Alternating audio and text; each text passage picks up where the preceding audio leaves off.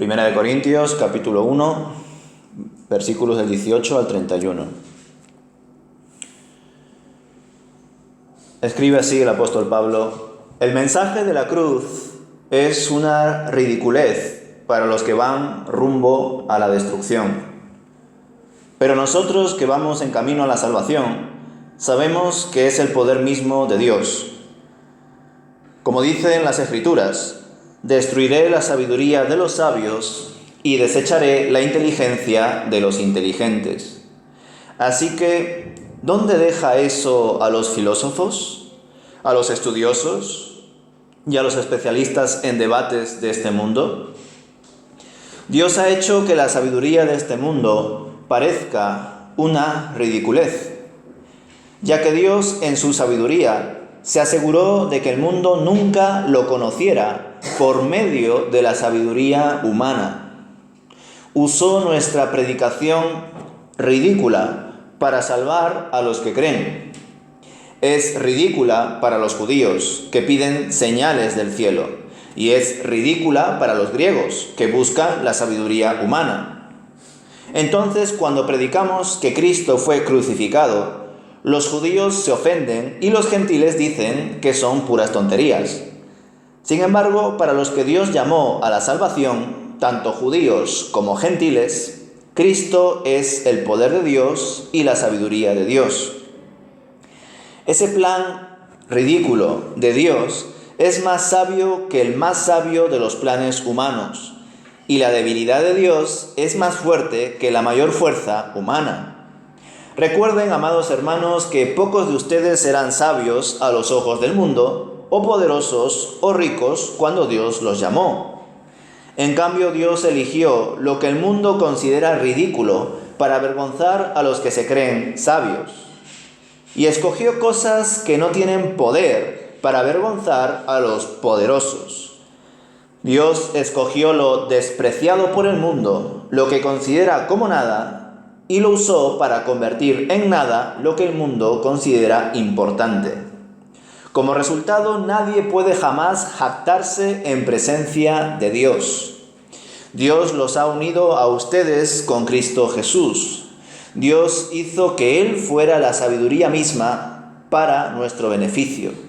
Cristo nos hizo justos ante Dios, nos hizo puros y santos y nos liberó del pecado.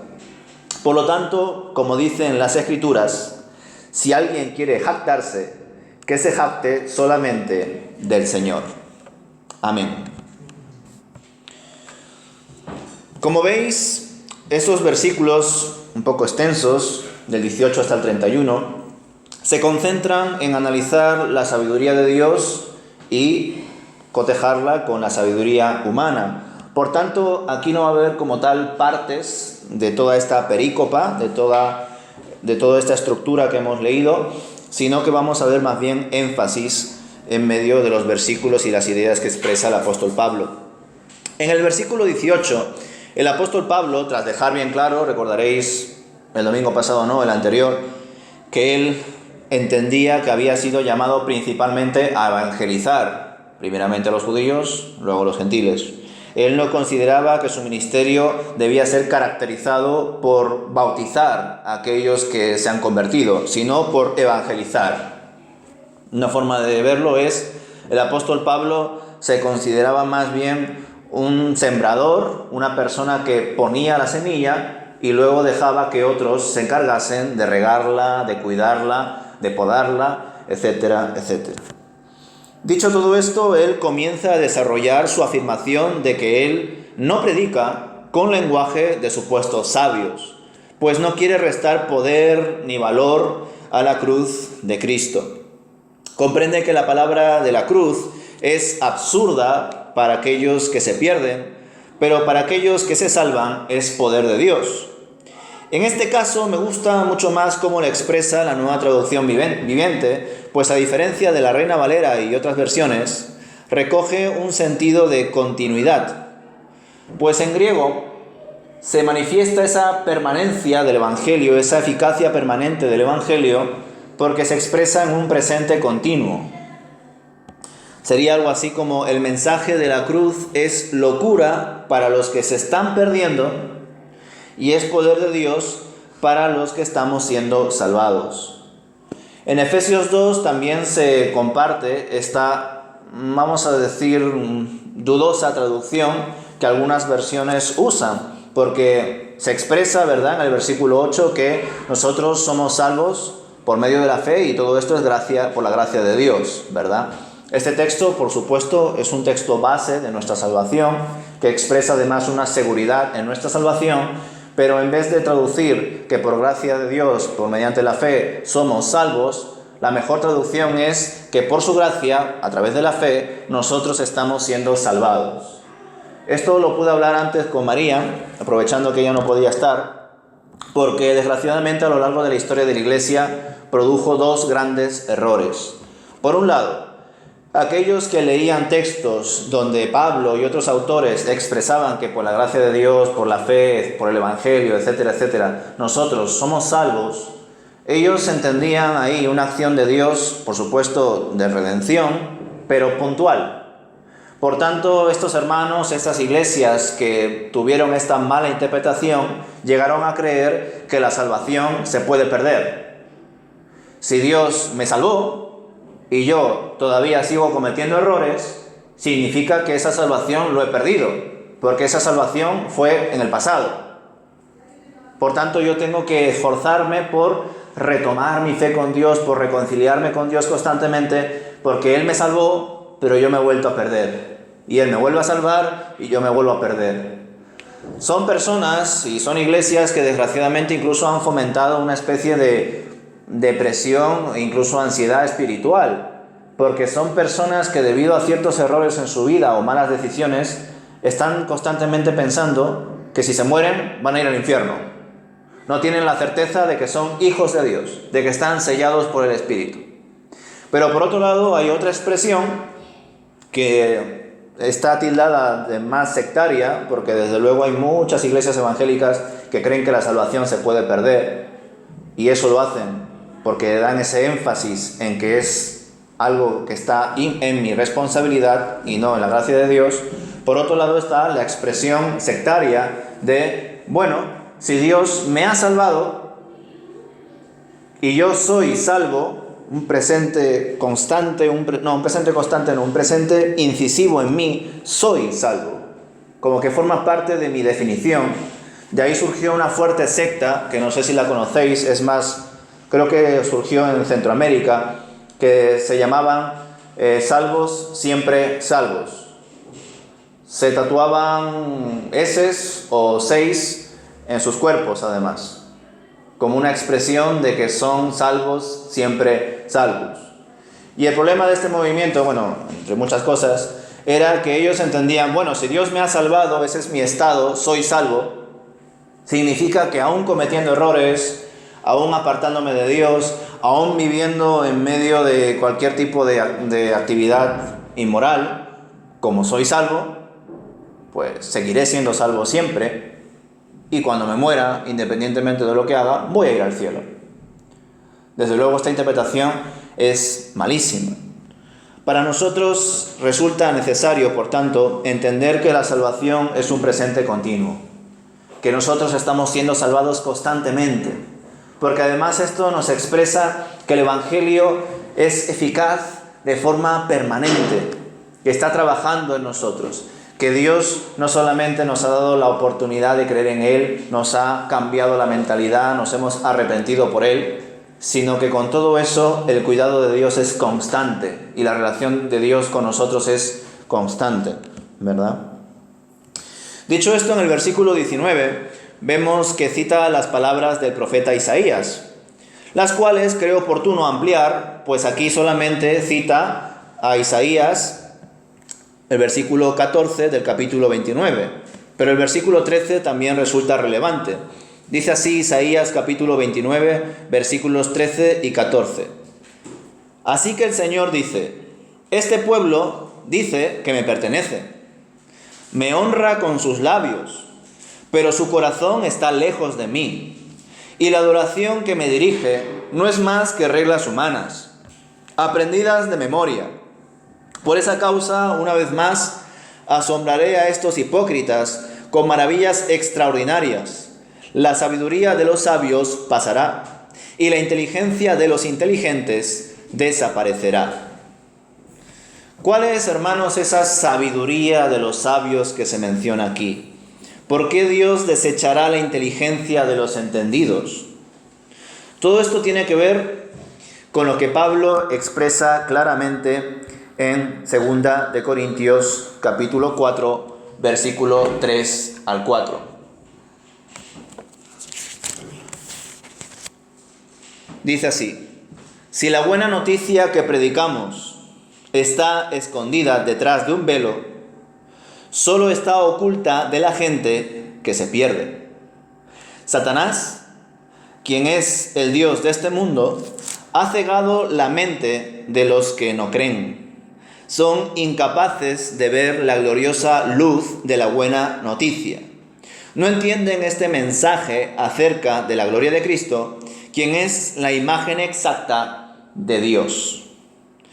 Por tanto, hermanos, cuando el Señor está dando a entender que Él se va a burlar de la sabiduría de los sabios, que va a exhibir esa falsa inteligencia, por supuesto Dios no está diciendo que quiere un pueblo sin conocimiento, un pueblo ignorante, un pueblo inútil. Que desgraciadamente esto también a lo largo de la historia de la Iglesia ha calado en ciertas comunidades cristianas, donde el sacerdote, obispo, predicador o misionero era la persona que tenía acceso al conocimiento, la persona que tenía acceso a una buena educación y a las escrituras. Y sin embargo el resto del pueblo, por superstición, se acercaba a esta persona o a esta iglesia para recibir una especie de bendición. Incluso muchas veces no entendían lo que el sacerdote o la persona que estaría predicando decía, porque hablaba en latín y el pueblo pues hablaba en su idioma vulgar. Vemos, hermanos, que esto no era nada nuevo. En efecto, no hay nada nuevo bajo el sol. Ya leemos en Isaías capítulo 29 que ya los antiguos sacerdotes imponían reglas humanas, costumbres, tradiciones, liturgias, con el fin de supuestamente adorar mejor a Dios. Vamos a seguir estas reglas, vamos a adorar a Dios de esta forma. Así enseñaban en su sabiduría los sacerdotes al pueblo. Y hoy en día también, desgraciadamente, se repite eso, ¿verdad? Personas que dan a entender, que consideran, que defienden, algunos por su denominación, otros por su experiencia personal o por ambas cosas, que a Dios hay que adorarle de una forma concreta, que el culto debe ser siempre de una forma concreta. Y sin embargo, eso no tiene nada que ver con una adoración genuina a Dios. Esas personas, así como en el pasado, sí, celebrarán un culto. Se leerá la palabra de Dios y se dará algún tipo de reflexión acerca de ella. Se cantará 5, 6, 7 o 3 canciones. Se harán alguna que otra oración en el nombre de Jesús. Pero la relación con Dios, el corazón de esas personas estarán lejos de Él. Con labios me honran, pero sus corazones están lejos de mí. Eso ya pasó y está pasando. Por otro lado, hermanos, nos damos cuenta de que esta sabiduría está liderada por el maligno. Y claro, aquí estamos entrando también en el problema del conocimiento, nombrado por algunos como epistemología. Aquí aprendemos la razón por la cual existe una mala sabiduría y una distorsionada inteligencia, que ha impedido que muchas personas reconozcan a Dios y tengan una relación con Él. Por supuesto, todo cristiano no puede ignorar esto. Toda persona que no es hijo de Dios es hijo del diablo. No hay otra categoría. O eres hijo de Dios o eres hijo del diablo. No hay más. No hay un término medio. Y desde luego el apóstol Pablo lo expresa mucho mejor en textos como Efesios capítulo 6, donde nos muestra que hay una lucha, una guerra espiritual, y que el creyente debe perseverar en su ministerio y hablar de Cristo. Para nosotros, hermanos, es importante a la hora de reflexionar en la palabra de Dios, a la hora de leer ciertas disciplinas del conocimiento, y ni qué decir a la hora de pretender hablar de Dios, de nuestra fe, a nuestros familiares, amigos o desconocidos de la calle. Una persona que quiere compartir el Evangelio no puede ignorar que está hablando con personas que están siendo guiadas, gobernadas, influenciadas por el maligno. Personas que son hijos del maligno. Esto no debe producir en nosotros un rechazo. Todo lo contrario, nosotros antes fuimos hijos del maligno. Pero por la gracia de Dios hemos sido salvados y estamos siendo salvados. Es nuestro deber ser de luz en aquellos lugares donde gobiernan las tinieblas y el príncipe de las tinieblas.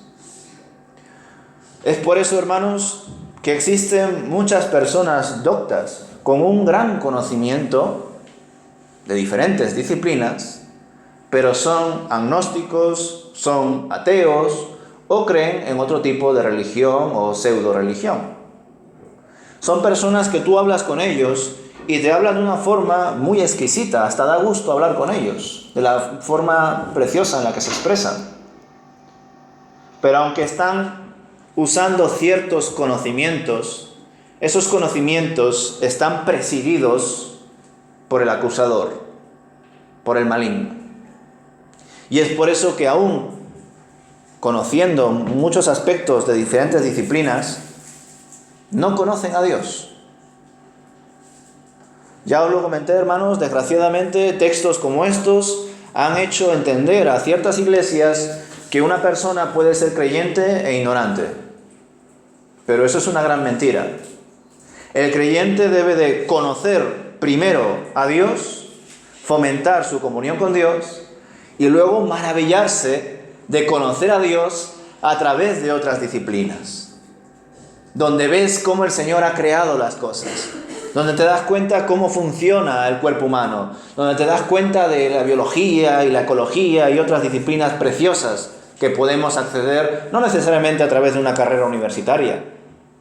Hoy en día, a través de libros, bibliotecas, recursos electrónicos, etcétera, etcétera. Y una persona creyente va a ser capaz de, en medio de todos esos conocimientos, artículos y demás contenidos, discernir aquellos que son conocimientos de Dios, sabiduría de Dios, de aquellos que son sabiduría humana guiada por el Dios de este siglo.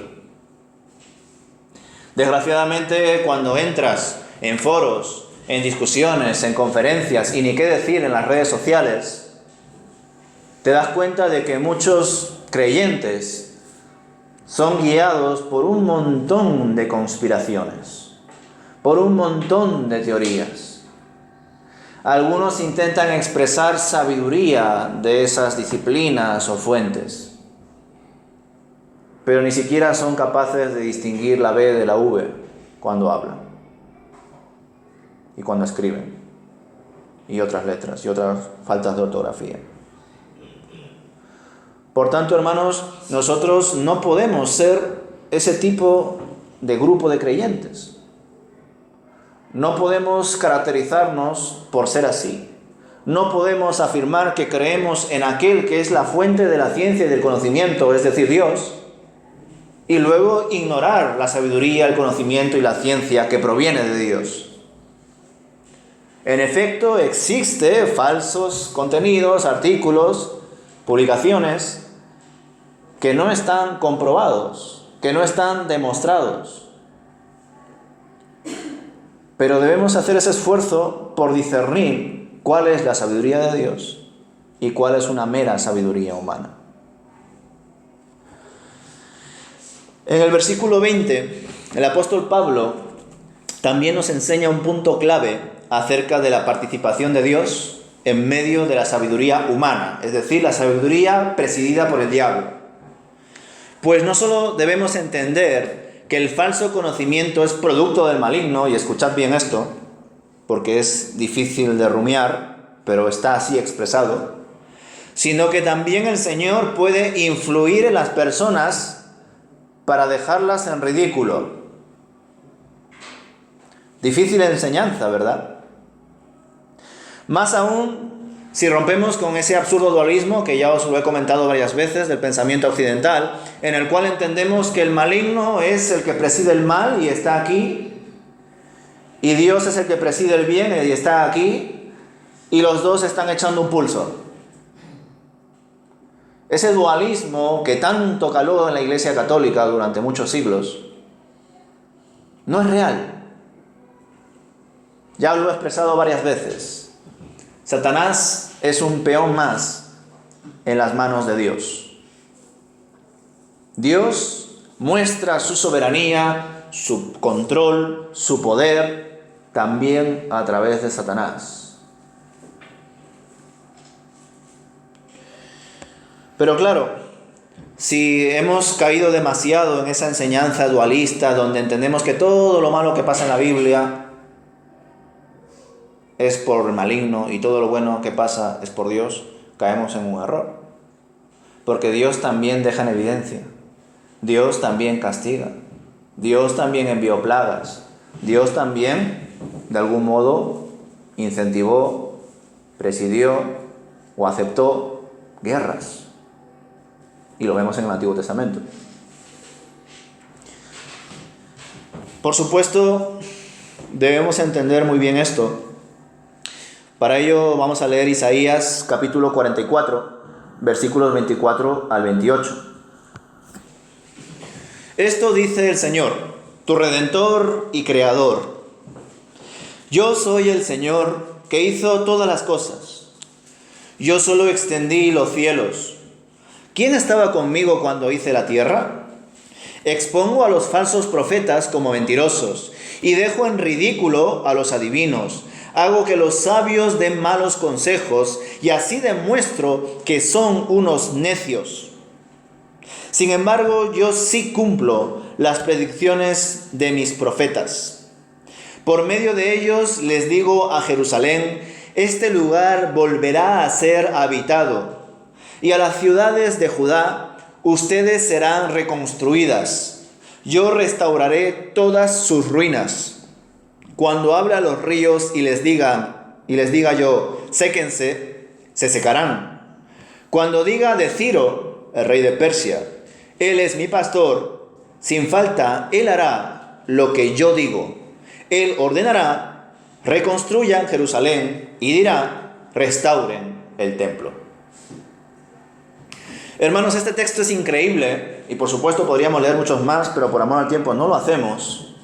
Porque nos damos cuenta de que, por supuesto, Dios está detrás de acciones que aparentemente nosotros, en nuestro dualismo, quizá ya no lo tenemos tanto, no lo sé, diríamos, eso es del diablo. Pero la diferencia de lo que aparentemente hace el diablo es para estar en contra de Dios, para supuestamente afectar los planes de Dios. Pero lo que Satanás no sabe o quizás sepa, porque debemos recordar, paréntesis, Satanás tiene acceso a las Escrituras. Satanás conoce incluso mejor las Escrituras que algunos supuestos evangélicos. Cierro paréntesis. Satanás quizá por un lado no sepa, o quizá por otro lado sepa que Dios está al control, pero no lo quiere reconocer. Porque si fuese así, si él reconoce que Dios es soberano, automáticamente dejaría de ser Satanás. Y no puede dejar de ser quien es. Él ya es así. Satanás no se puede convertir. Satanás no se puede redimir. Y ningún demonio tampoco. Están condenados por la eternidad ya. Aunque su juicio todavía no ha sido mostrado en nuestra historia o en nuestra línea temporal. Fijaos, Satanás queriendo destruir el plan de Dios, queriendo que Jesús caiga en las tentaciones, que Jesús cayese ante la burla de los suyos, porque a los suyos fue y los suyos no lo recibieron, llevándolo incluso a la máxima expresión de burla y de dolor y de traición que es la cruz, donde hasta sus discípulos, en la mayoría de ellos, lo abandonaron. Aún ahí, Dios triunfó. Satanás, pensando que estaba haciendo un gran trabajo, una gran conspiración con el plan de Dios, estaba cumpliendo la voluntad de Dios, entre comillas. Estaba formando parte del cumplimiento de la voluntad de Dios. Que es lo que veremos luego en la predicación, en la segunda predicación ya del apóstol Pedro, que les enseña a ellos: vosotros habéis crucificado al Señor. Vosotros lo habéis entregado a los gentiles. Y el apóstol Pedro, expresando en ese discurso: pero ese era el plan de Dios. Vosotros, creyendo que estabais en contra, estabais formando parte del plan de Dios. Cuando Dios está al control, no es una frase hecha, hermanos. Cuando Dios quiere dejar en evidencia la sabiduría humana presidida por el diablo, lo hace. Y sí, para nosotros, en nuestro dualismo heredado, nos puede chocar, pero ¿cómo es posible que Dios quiera dejar en evidencia al ser humano? ¿Cómo es posible que Dios se quiera burlar de la sabiduría e inteligencia del ser humano? Si Dios es solamente bondad y cariños para todos, inclusivo, etcétera, etcétera. Mentira. Pero algo precioso que también se esconde en estos maravillosos textos de Isaías capítulo 44, versículos de 24 al 28, es que Dios no solamente gobierna a los suyos con su sabiduría, no solamente señala o se burla de aquellos que se han dejado llevar por la sabiduría del Dios de este mundo, sino que Dios en su sabiduría, hermanos, es capaz de hablar y de actuar a través de hijos del diablo. Porque el Señor decidió que el rey de Persia, Ciro, un hombre pagano, llevado por el poder y por el amor al dinero, que organizaba sacrificios a diferentes dioses y que se creía probablemente un dios de este mundo por todo lo que había conseguido en su gobierno, Dios lo usó como el libertador del resto que quedó de Israel. Ciro, un pagano, fue casi como un mesías para el pueblo de Israel. Gracias a Ciro, entre comillas, todos aquellos que fueron arrasados por Nabucodonosor, el rey de Babilonia, todos aquellos que escaparon a cualquier lugar porque estaban siendo arrasados por su imperio, algunos de ellos pudieron volver a Jerusalén. Se pudo restaurar la ley con Esdras y Nehemías. Se pudo reconstruir las murallas. Y eso Dios lo hizo a través de Ciro, una persona que se creía sabia en su propia opinión. Por tanto, hermanos, esto es una gran expresión de la gracia de Dios, porque yo estoy plenamente convencido de que incluso en las iglesias, desgraciadamente, han existido, han pasado por los púlpitos, por decirlo de alguna forma visual, supuestos predicadores, misioneros, pastores, que verdaderamente no tenían una relación con Dios, y que en algunos casos incluso se ha demostrado que su vida no era intachable. Así de veces ha pasado, que se ha demostrado, pero ¿cuántas veces habrá permanecido en oculto? Pero Dios lo ve todo. Pues qué bueno, hermanos, porque incluso en medio de esas personas que no tenían una relación con Dios, que no eran hijos de Dios, Dios ha hablado a través de ellos. Incluso quizá hay personas que se habrán convertido a través de la predicación de estas personas. No siendo hijos de Dios, Dios los ha usado. Y esto es maravilloso, hermanos, porque nada escapa para el plan de Dios. Dios es soberano en mayúscula, subrayado y en negrita. Si sus hijos no actúan, no trabajan, no niegan su yo, no dejan atrás sus apegos, siguiendo el símil de aquellos que iban a adorar a Jesús cuando entraba en Jerusalén, Dios puede coger hasta de las piedras personas para servirle. Así es Dios. Por eso, hermanos, para aquellos que todavía tengan el yo por delante, todo esto les impacta muchísimo. Les suena locura, les chirría. Prefieren incluso construir una falsa teología para llegar a afirmar que Dios no es así, que Dios es bueno y amoroso y Él no puede hacer estas cosas.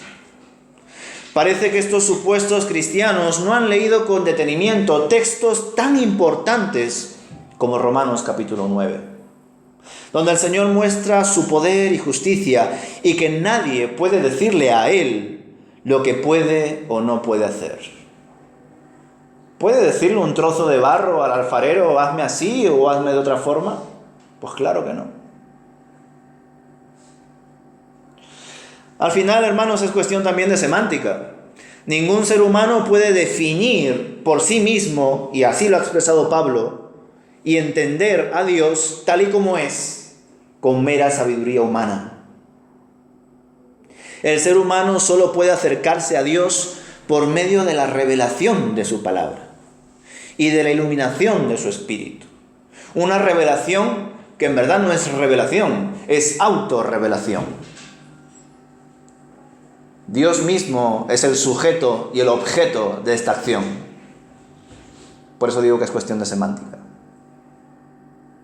Dios es el que realiza la acción y lo que Él revela es a sí mismo. Y lo hace porque el ser humano no puede acceder a Dios. Ya esto incluso hasta con la RAE lo podemos entender fácilmente. Incluso de forma hipotética con un ateo lo podemos hablar. El ser humano no puede conocer a Dios porque por definición Dios es un ser superior al ser humano. Y si el ser humano llega a conocer a Dios en un caso hipotético, o bien el ser humano se convierte en Dios, o bien ese Dios no es Dios. Solo Dios puede mostrarse a sí mismo. El ser humano no puede acceder a Dios. Versículo 21, ya que Dios en su sabiduría, 1 Corintios capítulo 1, versículo 21, ya que Dios en su sabiduría se aseguró de que el mundo nunca lo conociera por medio de la sabiduría humana, usó nuestra predicación. Yo cuando escucho predicaciones o conferencias sobre apología cristiana, sobre la defensa del Evangelio o sobre diálogos con ateos o agnósticos, tengo sentimientos encontrados.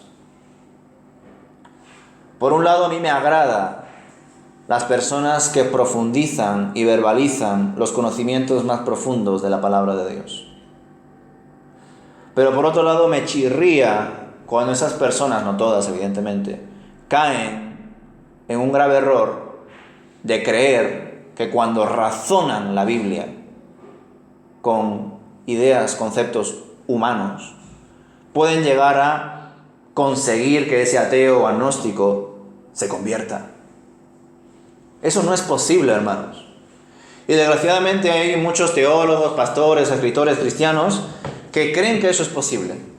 Que creen que algún día publicarán un artículo, un libro o darán una predicación tan impresionante que ese día, si había alguno en la iglesia que no se había convertido, se convertirá. Si hay alguna persona que lo escucha por un podcast o por YouTube o lo que sea, se convertirá, porque será una predicación tan trabajada, tan profunda, que todo el mundo, en el momento en que lo escucha, se va a convertir, porque está expresando de forma tan clara. Pues no, hermanos, eso es confiar en la sabiduría humana. La conversión, el pasar de muerte a vida, solo lo puede hacer el Espíritu. Una persona esclava que pase a libertad, solo lo puede hacer el Espíritu. Eso no quiere decir que no nos preparemos, eso no quiere decir que no nos formemos, eso no quiere decir que cada día intentemos conocer más a Dios, por supuesto que no. Tenemos que hacerlo. Pero no confiando en que eso hará que la iglesia o mi entorno o donde sea que vaya a ser un lugar necesariamente de conversiones y de gente que salga al frente y levante la mano y todas estas cosas. No necesariamente. Porque es Dios quien decide cada día sumar a su iglesia los que van siendo salvos. Es Dios quien decide eso, no nosotros. El Señor puede impactar de muchas formas en el mundo.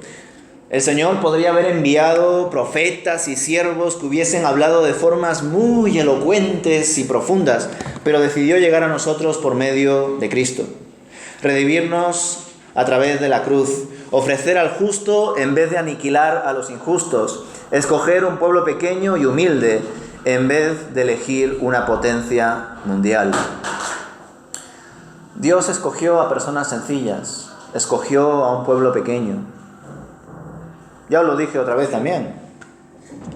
Dios, pudiendo escoger a grandes eruditos, escogió a pescadores. Y salvo Pablo, la mayoría de ellos evolucionaron de una forma tan grande en su conocimiento de Dios. Y no fue por esfuerzo humano, fue por poder de Dios. Pero una vez más digo, esto no quiere decir que no debemos estudiar. Por supuesto que sí. Debemos formarnos. Debemos admirar el conocimiento. Es más, en el sentido bueno, porque ya sé que filosofía y psicología, pues desgraciadamente son disciplinas muy tachadas en las iglesias, pero en el sentido estricto, todo creyente debe ser un filósofo. Debe ser un amante de la sabiduría y del conocimiento. Porque la sabiduría y el conocimiento verdadero provienen de Dios. Y aquel que verdaderamente ama a Dios no se va a conformar con leer las Escrituras 20.000 veces. Va a querer más. Va a querer ver a Dios en todas las disciplinas del conocimiento. Al igual que cualquier jovenzuelo o jovenzuela, cuando siente atracción química con una persona, quiere saberlo todo de él o de ella, ¿verdad? Quiere quedar más con esa persona. Quiere hacer planes con esa persona, ¿verdad? Porque está enamorado. Porque la ama. Del mismo modo, si decimos que somos hijos de Dios, si decimos que hemos sido redimidos por Dios, pues debemos estar enamorados de Dios. Debemos amar a Dios y querer conocer mucho más acerca de Él, porque queremos más. Señor, quiero más de ti, como dice el cántico. Y si no, quizá tenemos que reconsiderar cómo estamos delante de Dios.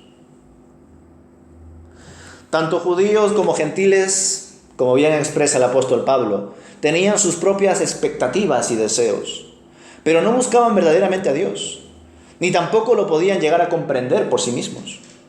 Por eso, ante la predicación de Cristo crucificado, solo podían expresar su rechazo y su necedad. Y claro, ¿qué es verdaderamente el Mesías crucificado? ¿Qué quiere decir esa frase para nosotros? Ciertamente resume todo lo que Cristo ha hecho y es, y no solo se expresa todo esto en Él, sino que se sigue manifestando ese poder de Dios durante toda la historia, ahora y por siempre, hasta que Él vuelva, en medio de la debilidad y la humanidad. A través de los escogidos por el Señor para ser cristianos y predicar el Evangelio de Cristo. Y con todo el Señor avergüenza a aquellos que se creen sabios y recuerda la humildad que deben tener todos aquellos que porten la verdad. Pues toda la gloria solo puede ser dada para Dios. Tal y como se enseña en Jeremías capítulo 9, versículos 23 y 24. Y con esto termino. Esto dice el Señor: se esparcirán cadáveres a través de los campos, como montones de estiércol, como manojos de grano después de la cosecha. No quedará nadie para enterrarlos. Esto dice el Señor: no dejen que el sabio se jacte de su sabiduría, o el poderoso de su poder, o el rico de sus riquezas. Pero los que desean jactarse, que lo hagan solamente en esto: en conocerme verdaderamente y entender que yo soy el Señor, quien demuestra amor inagotable y trae justicia y rectitud a la tierra, y que me deleito en estas cosas. Yo, el Señor, he hablado. Por tanto, hermanos, independientemente de que seamos personas que conozcamos mucho al Señor porque ya llevamos 20, 30, 40 años convertidos, o que quizá no lo conozcamos tanto porque llevamos menos, que siempre nuestro conocimiento de Dios sea para dar gloria a Dios. No para ir diciendo por ahí: mira cuántos años tengo en el Señor, o mira cuántas cosas sé de las Escrituras, o cuántos títulos tengo sobre Biblia o teología. Porque esas actitudes son actitudes de personas que no han entendido que la sabiduría de Dios nos tiene que llevar siempre a la doxología, a la gratitud a Dios, a la adoración a Dios. Si la sabiduría de Dios nos lleva a creernos más sabios, más entendidos, o incluso a comercializar con ello, hermanos, a decir: yo tengo un conocimiento tan profundo de Dios, voy a dar conferencias, voy a publicar un montón de libros y voy a ganar mucho dinero con eso. Personas que se hacen ricas, hermanos, por predicar del Evangelio. Eso ya me chirría a mí, muchísimo. Y sin embargo, incluso aquí, fijaos que esto no es Estados Unidos, es España. Pero aún así, debido quizá a cierta influencia norteamericana, veo que muchos evangélicos están apoyando esos movimientos. Y me pregunto por qué. Dios puede hablar a través de cualquier persona. ¿Es necesario que vengan grandes conferenciantes, escritores y eruditos a hablarnos de las Escrituras? Puede que sí. Puede que quizá España esté pasando por una sequía de pastores y predicadores, puede ser. Pero no veo eso en las Escrituras, hermanos. Es más, por supuesto, sé que hay muchos conferenciantes, escritores, teólogos y pastores famosos que hacen su labor con temor y temblor. Pero cada vez que se les hace más publicidad, que se les da más dinero, ofrendas por su labor, la Iglesia misma está tentando más a esas personas. Porque es muy fácil, cuando sales al frente y expones, creer que tú eres más sabio, que tú eres necesario. Y eso es una gran mentira del diablo. Que nadie se considere sabio en su propia opinión. Dios es el que da sabiduría y está dispuesto a darla a todos sus hijos. Todos tenemos ese acceso y ese deber, ese derecho de acceder a su palabra. Y por supuesto demos gracias a Dios porque en muchos momentos de la historia y actualmente pues usa a diferentes personas para que nos inspiren. Pero esa inspiración no queda en una conferencia o predicación. Si verdaderamente es de Dios, va a generar fruto y fruto en abundancia. Así que reflexionemos en ello, hermanos. Reflexionemos en la sabiduría de Dios y en la sabiduría humana, sin olvidar que el Dios de este siglo preside la sabiduría humana que no lleva a Dios.